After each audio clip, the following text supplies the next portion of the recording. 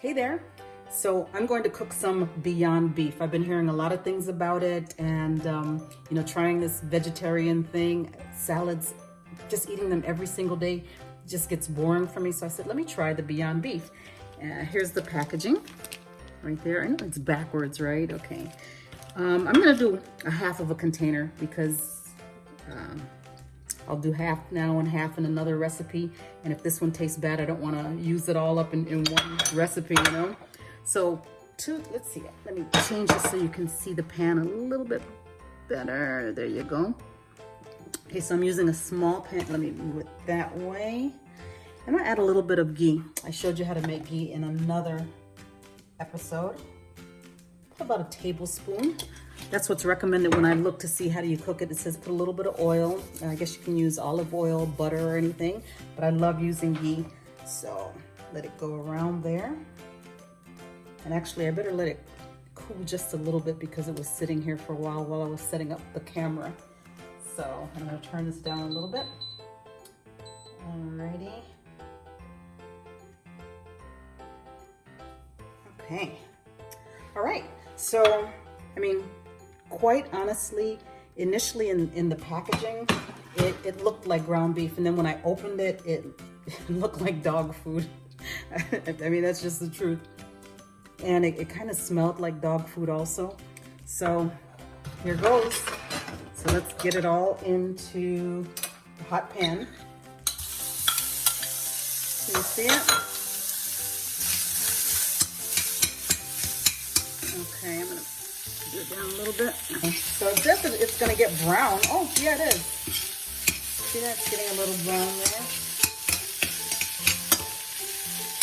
But it's got pea protein in it. Let me see some of the ingredients. It says pea protein, canola oil, which I am not a big fan of canola oil, refined coconut oil, rice protein, natural flavors, cocoa butter, mung bean protein, methyl cellulosis, it sounds like cellulite, protein starch, apple extract, pomegranate extract, salt, potassium chloride, vinegar, lemon juice concentrate, sunflower lecithin, and beet juice extract. That's what gives it the meat-like color. So it says on the internet, just cook it like you would cook meat. So typically at this stage, when my ground beef or ground meat, whatever it was I would use, I would season it up.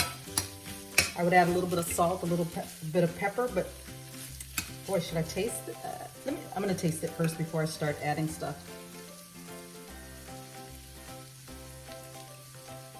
Wow. The texture is just like meat. And that's one of the things. I tried vegetarianism years and years ago, and I was a vegetarian for a year. And that was one of the biggest things that I missed was the texture of meat. I just missed that chewiness. It actually tastes good, but I love salt, so I'm gonna add a little bit of salt and pepper to this. A few cranks. And there's a little bit of salt. I like to use pink Himalayan salt, and I like to give it that homemade like quality. I used to make I'm gonna use pasta sauce. I'm gonna add that, but I used to make pasta sauce from scratch until one day I was in a rush and I used a jar, and the family actually preferred that, and I'm like, really? I'm doing all this stuff from scratch, and you actually like this better? So let's see. This is a fresh basil that I got from the supermarket. Let's put it in like that in there, and I'm gonna use like a clove of garlic. I love my garlic press. That. There you go. Mix that up.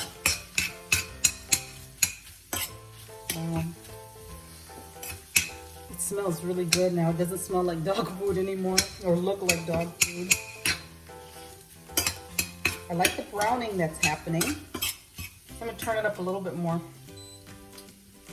Turn the heat up. And let's see.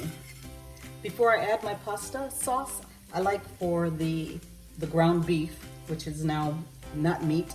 I like for it to have a taste of its own first. So. It's really good. Wow. Okay. You know what? I think that's brown enough. So, just use any of your favorite pasta sauce. I reserved a cup here. Pour it on there.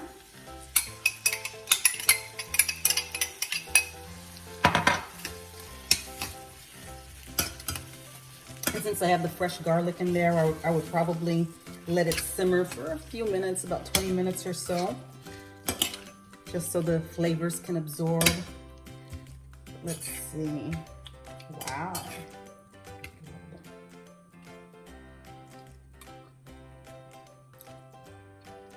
That is really, really good. If no one told me, I would not know that that wasn't beef. So I guess Beyond Beef really is tasty. Wow, that's amazing. So I'm gonna have that, and I am low gluten. I don't call myself no gluten because I love bread. And when I am tempted enough, I do go ahead and I eat some bread, just knowing that my body doesn't love bread, but I love it. So I call myself low gluten because I try to avoid it. So I will show you some low gluten options for a pasta to take this over, all right? I'll be right back.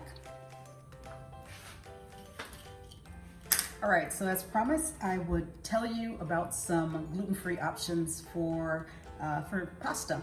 One of my favorites is the shirataki noodles, and these are made from, what is it called? It's a Japanese noodle, and it's made out of yams. And let's see, it is a substitute for traditional noodles. It's gluten-free, very low calorie. It may be beneficial for weight loss because it's so low calorie, and it makes you feel full. It helps regulate blood sugar levels, cholesterol, and digestive health. So you'll notice there, when I buy these, there's a lot of different shapes and sizes. And what I do, I'm not gonna open this right now because I'm actually going to use zucchini pasta instead. But yet they come in different shapes. You can use like fettuccine, angel hair, spaghetti size, so whatever shape that you want. And they're pretty tasteless. They tend to take on the flavor of the sauce or whatever food that you're putting it in, which I think is fine. It's fine with me. So that's that. And they're fairly inexpensive too. You can get them at stores like Walmart has them now. It used to be that I could only find them in stores like health food stores or like Whole Foods or anything, but check it out. All right, so for the spiral slice zucchini, I use this spiral slicer, and I'll give you a link to one as well. You can get it from various places. Go ahead, you're gonna need to just cut the ends off first. Cut the ends.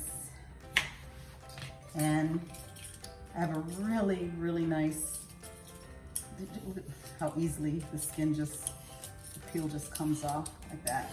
So you just peel it very quickly. After you peel it, I'm gonna cut it in half because it won't fit in here unless you cut it in half. So that's why. Alrighty. And open it like this. That. It's okay if you have a little bit of peeling left on it. It actually makes the noodle prettier when you turn. And you see the noodles are coming out. Now this device comes with different size attachments, so that you can have different size pasta or noodles. This is my favorite one, the size that looks sort of like a mixture of angel hair pasta and regular spaghetti. Look at that. Just comes out.